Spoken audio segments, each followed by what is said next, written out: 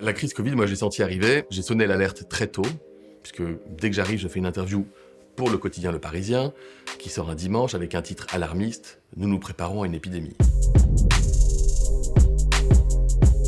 Dès le début de la crise, j'ai vu des entreprises pivoter. D'abord en mode gestion de crise, en mode anticipation et en mode participation à la crise. Et d'autres qui ont mis peut-être un peu plus de temps. Quand vous dites la crise, elle peut durer longtemps, vous êtes obligé d'anticiper et de changer votre fusil d'épaule.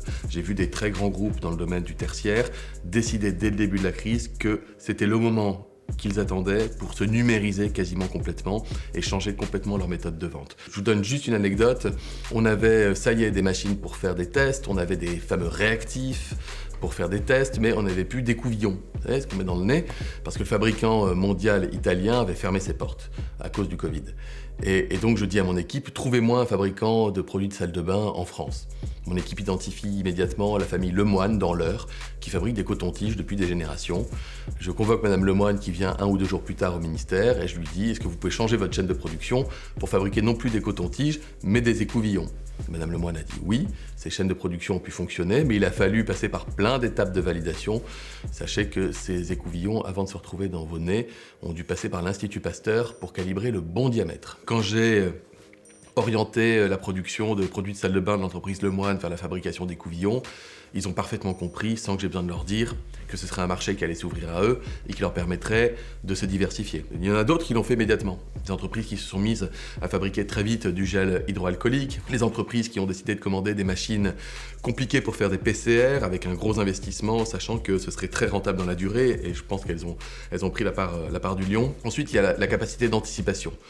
Il y a des groupes qui ont anticipé très vite le fait que la crise n'allait pas durer 3 semaines, mais qu'elle allait sans doute durer 2 ans. Les entreprises qui ont été capables, 1, d'anticiper et de se donner les moyens pour ça, et 2, de s'impliquer et de changer leur process au début de la crise, ont été les grandes gagnantes. Je réfléchis à ces questions depuis longtemps. J'ai eu l'occasion de croiser Salman Altman, Yann LeCun, enfin des grands noms dans le domaine de l'IA et de la recherche. Ces dernières années, j'étais allé rencontrer les patrons monde de Meta, de Microsoft, dans le cadre de mes fonctions de ministre. Mais je me suis toujours étonné qu'il y ait aussi peu de régulation par les politiques publiques et aussi peu d'intérêt par le grand public pour ces questions, alors qu'elles sont absolument fondamentales.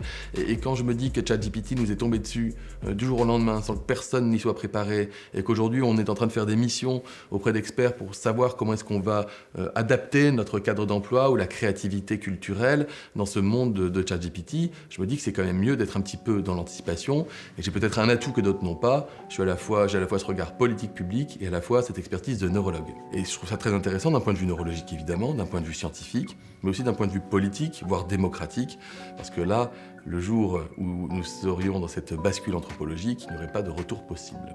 Si je vous parle du côté scientifique, je trouve tout ça absolument fascinant, et de fait, on n'a jamais arrêté une révolution d'innovation, une révolution technologique. Si je vous parle d'un point de vue démocratique, j'ai beaucoup plus de questionnements, puisque ceux qui sont à la manœuvre ne demandent pas l'autorisation ni des États, ni de ceux qui les peuplent. Donc ce qui m'inquiète un peu, c'est qu'aujourd'hui, on ne se pose plus les questions qu'on se posait avant. Je ne suis pas du tout réac, encore une fois, je suis plutôt très libéral de ce point de vue-là, mais je considère qu'il faudra des garde-fous à un moment donné.